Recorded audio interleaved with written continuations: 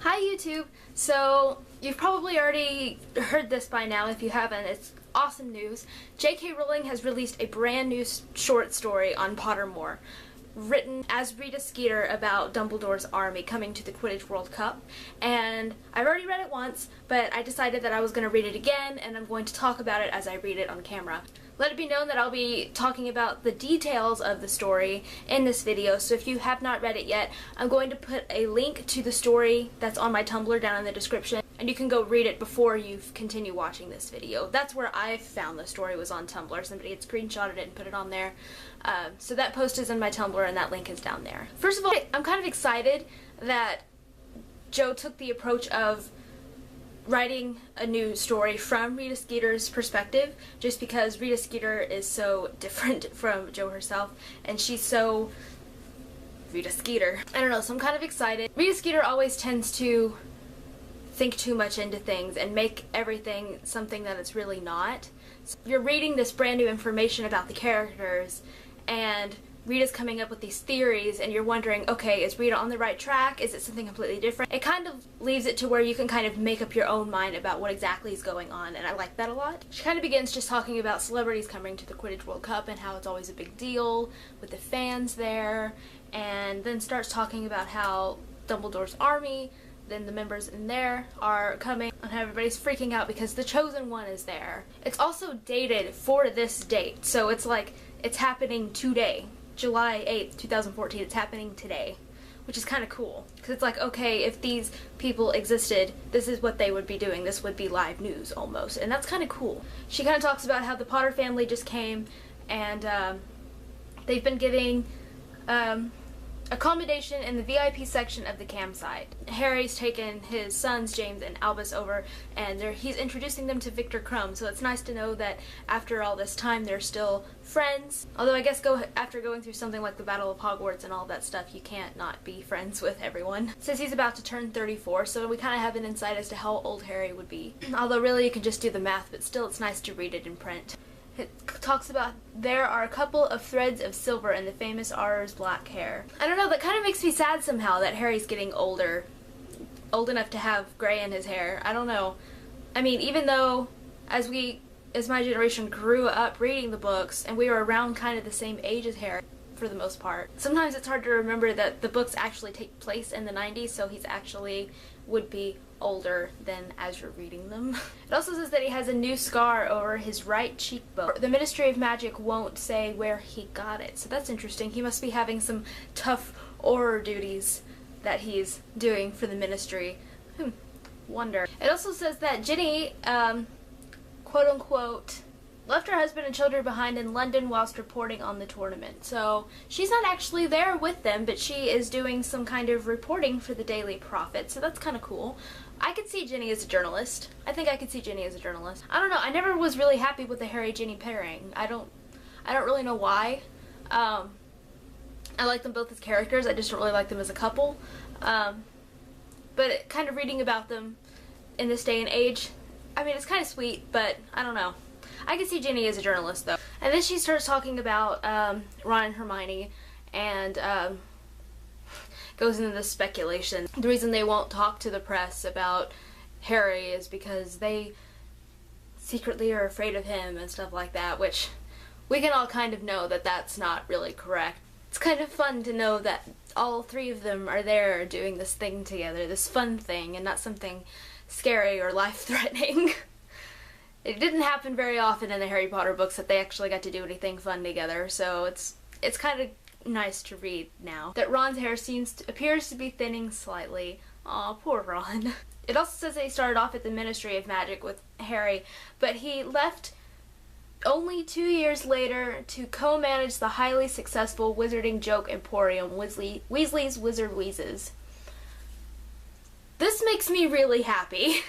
I mean, though Ron certainly has the skills to work at the Ministry and be an Auror or whatever, I'm really kind of happy that he's working with George at the Weasley's Wizard Wheezes, especially since Fred can't be there.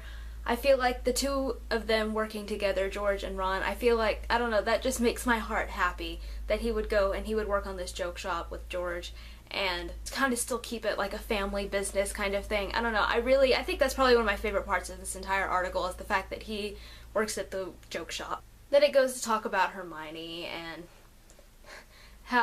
she goes back in the Goblet of Fire whenever she tried to make something out of Hermione and Harry, and then Hermione and Crumb got together, and now her and Ron are together. I love the Ron and Hermione pairing. I really, really do. I know that Jo went back and said that she kind of regretted putting them together, but I've always been a Hermione fan, and I like reading about the two of them together. It also says that she is now deputy head of the Department of Magical Law Enforcement. So that's kind of awesome. I could totally see Hermione doing that. Hermione's always been kind of a badass, and she's always been one of my favorite characters in the Potter books, even though she could get annoying sometimes. All of them could. But she was always one of my favorite characters because she was the brains. I mean, I don't think that Harry and Ron would have gotten very far if Hermione hadn't have been there, and she's just kind of one of those badass fictional females that you don't really get in stories very often. And then she goes to talk about Neville. Neville is now a popular herbology teacher at Hogwarts School of Witchcraft and Wizardry. He's there with Hannah, who he married. Apparently they both lived above the Leaky Cauldron in London for a while. And it says that Hannah has retrained as a healer and she's trying to get the job of matron at Hogwarts, so they'll both be working at Hogwarts. And I think that's kind of cool. Husband and wife working at Hogwarts. I don't know, something about that just makes me happy. And then here's Luna. I don't know how I feel about Luna's marriage. I don't know. It says that she married Rolf Scamander, swarthy grandson of celebrated magizoologist Newt. I don't know, I feel like if Luna had to marry someone, it would be someone like Rolf. But I don't know. I love Luna. She's one of my favorite characters. But, I don't know. I always pictured her with someone a little different. And, I don't know. I guess I don't know enough about Rolf to really make an assumption on their pairing. Hey, at least she married someone who has a cool family legacy of doing exciting things. It says that she's been sweeping around the VIP section in robes composed of the flags of all 16 qualifying countries. That is so Luna. And she has twins, and they're at home with Grandpa.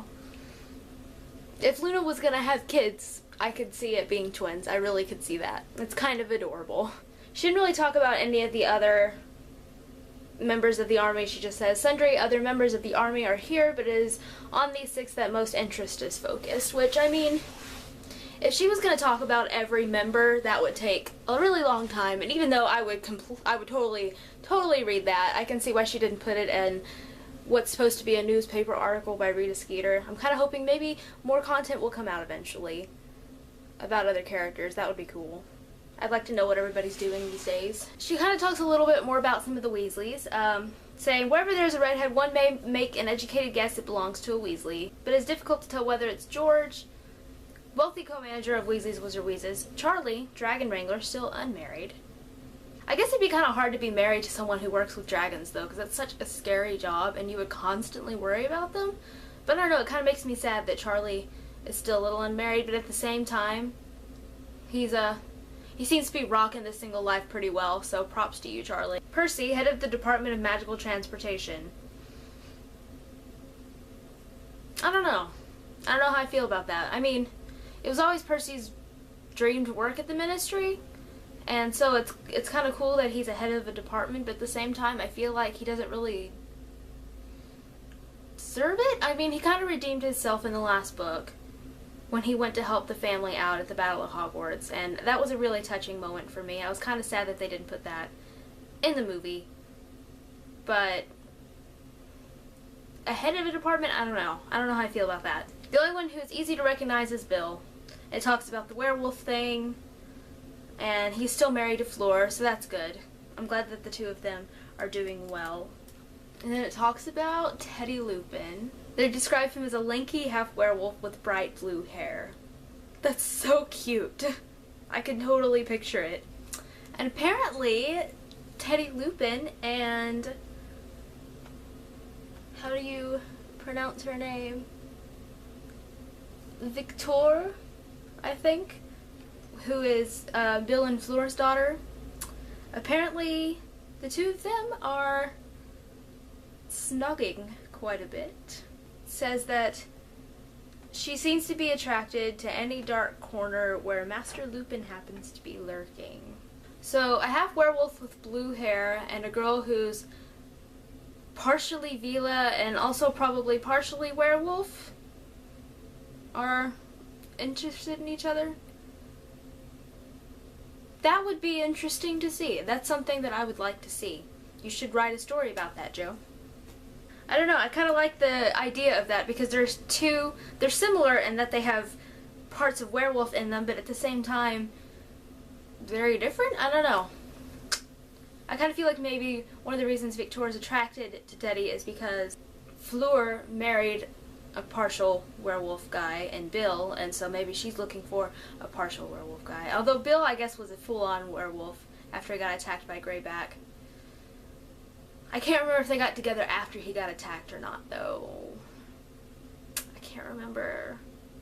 And then the last paragraph, but let us not be severe. Harry Potter and his cohorts never claim to be perfect, and for those who want to know exactly how imperfect they are, my new biography, Dumbledore's Army, The Dark Side of the Demob, will be available from Flourish and Blots on July 31st. I know it's highly unlikely, but a part of me kind of hopes this is true. Part of me kind of hopes this is a thing that will exist. I doubt it'll happen, but a part of me kind of hopes that there will be some kind of little biography written from Rita Skeeter's point of view. That would be really cool to read. But I doubt it'll happen. I really doubt it. So anyway, what were your thoughts on this new short story? Let me know down in the comments. I think I talked long enough, and I will see you guys next time. Bye.